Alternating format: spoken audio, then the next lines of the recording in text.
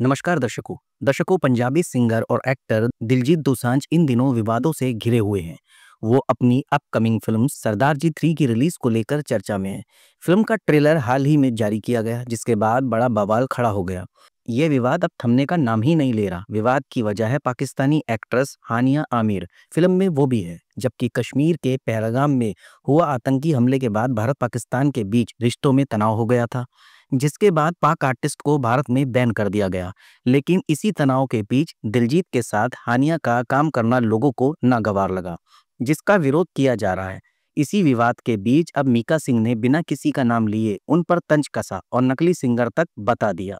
Singer और wrapper Mika Singh ने Instagram story पर एक पोस्ट शेयर किया, जिसमें उन्होंने बिना दिलजीत का नाम लिए उन पर निशाना साधा है।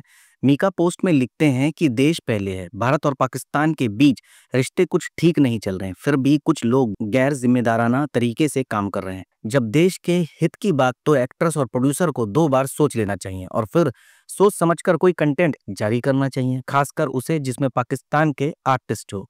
मीका सिंह ने आगे अपनी पोस्ट में वाणी कपूर और फवाद खान की फिल्म का भी जिक्र किया, जिसके रिलीज पर भारत में बैन लगा दिया गया। इसकी चर्चा करते हुए सिंगर ने दिलजीत को बिना नाम लिए नकली सिंगर तक कह दिया। उन्होंने निशाना साधते हुए आगे लिखा कि फेक सिंगर जो इंडिया में हजारों लोगों के सामने शो करता है, अब अचानक से गायब हो गया और फैंस को धोखा दे गया।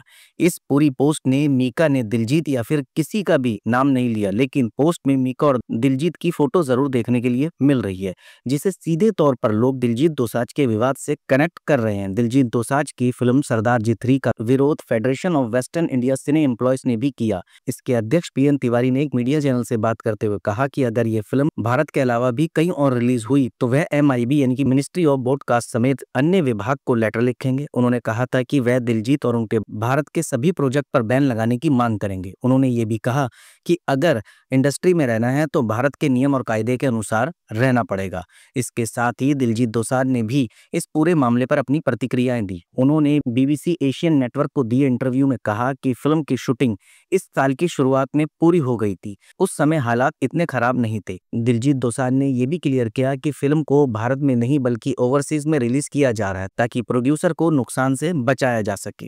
दर्शकों, ये बात बिल्कुल सच है कि दिलजीत दोसांझ एक ऐसे सिंगर है जिनको इंडिया और इंडिया से बाहर भी लोग प्यार करते हैं। लाखों की तादाद में उनके फैन हैं। भले ही पहलगाम हमले से पहले इस पिक्चर को शूट किया हो, ये पिक्चर बनके तैयार थी, लेकिन फिर भी इस पिक्चर पे हाल फिलहाल के लिए उन्हें कुछ ना कुछ अपनी प्रतिक्रियाएं देनी थी, लेकिन उन्होंने इन प्रतिक्रियाओं को नहीं दिया। अब ये पिक्चर जब लोगों के सामने आई तो लोगों का गुस्सा तो फूटेगा ही, क्योंकि सभी को पता है भारत और पाकिस्तान में पहलगाम हमले के बाद तनाव चरम पर है। आप ही बताएं, दिलजीत दोसांझ ने हानिया आमिर के साथ काम करके सही किया या नहीं? आप कमेंट के माध्यम से बता सकते हैं।